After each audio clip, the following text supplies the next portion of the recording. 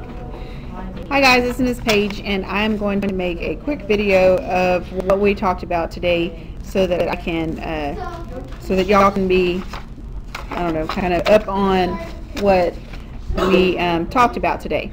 So the topic was translations, and translations are a type of transformation.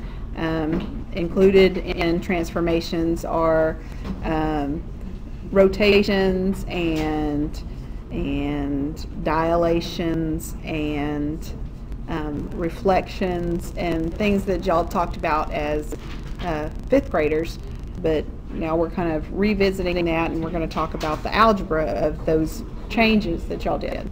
Okay, so whenever you do a translation, it's a slide. So we're going to slide this, which is a pre-image, to a new location called the image. And anytime that you're doing a translation, I showed them this on the coffee filters that we used the other day. This is where it is, and when you translate, you can move something to the left, to the right by changing its x value, and you can move it up or down by changing just its y value, or if you change its x and its y value, you can move it diagonally. Okay, so we had this image before, the pre-image. That's what it's called before you actually translate it somewhere, that had coordinates of 2, 4, 5, 2, and 1, 1.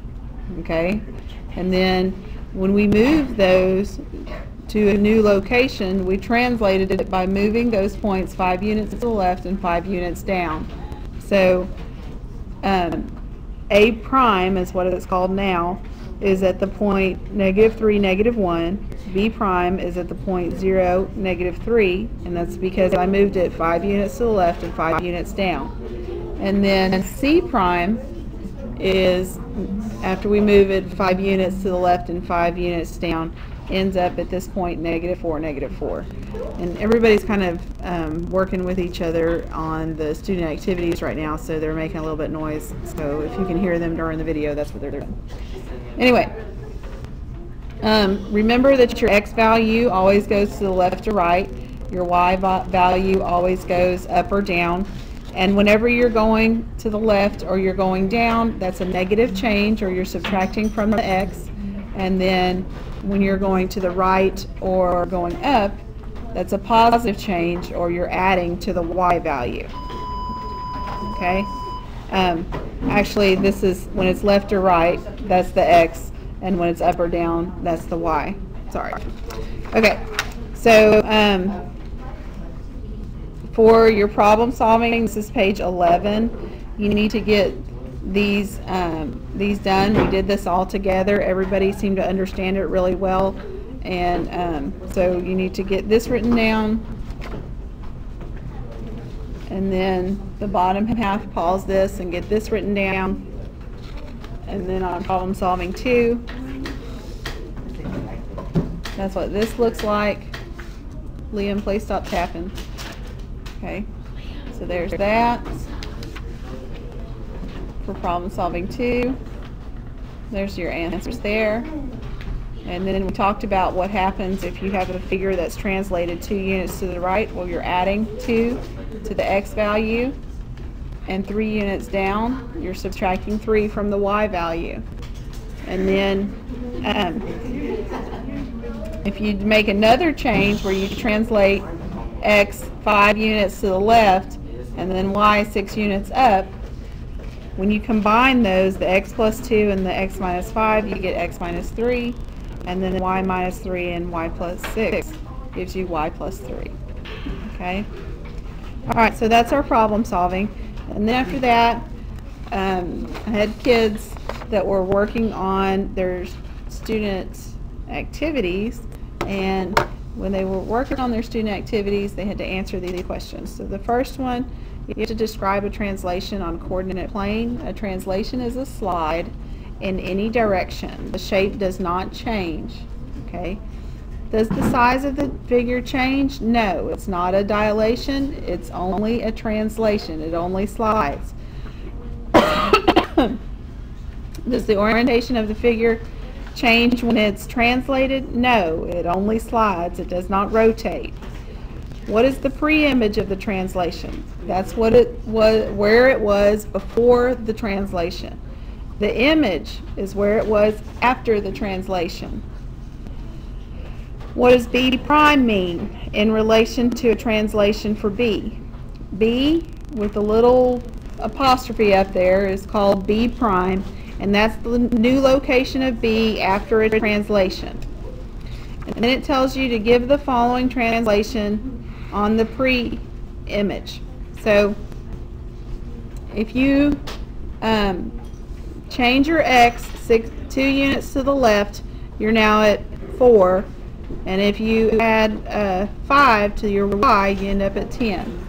Okay? Then you got to tell what these translations do to this number. So get all of this written down. Remember, when you're going to the left or you're going down, you have to subtract. And when you're going to the right or up, you have to add.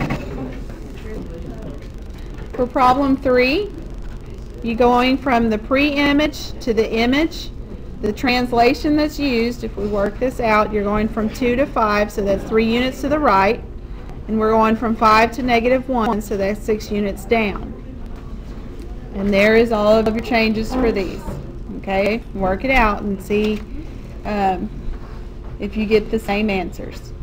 And then on this one, it says the triangle is translated 3 units to the right and 5 units down. So this is the new location of your triangle. The original that's there is called the pre-image, and this is the image. And then it wants you to give the coordinates of each one of the vertices in the pre-image, and then each one of the vertices in the image.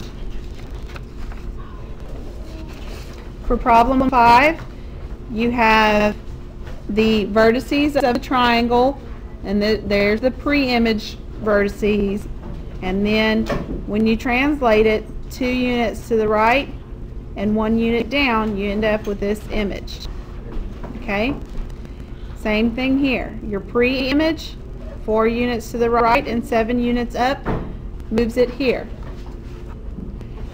For problem 6, this one you had a little bit of leeway on this because it tells you to draw it tells you to start here, but then you have 4 unit length sides, and it doesn't tell you where to go from here. So you could have drawn your square up here or over here, or lots of different places, but I did mine this way where it's including the origin, and then I translated it by moving it 2 units down and 3 units to the left.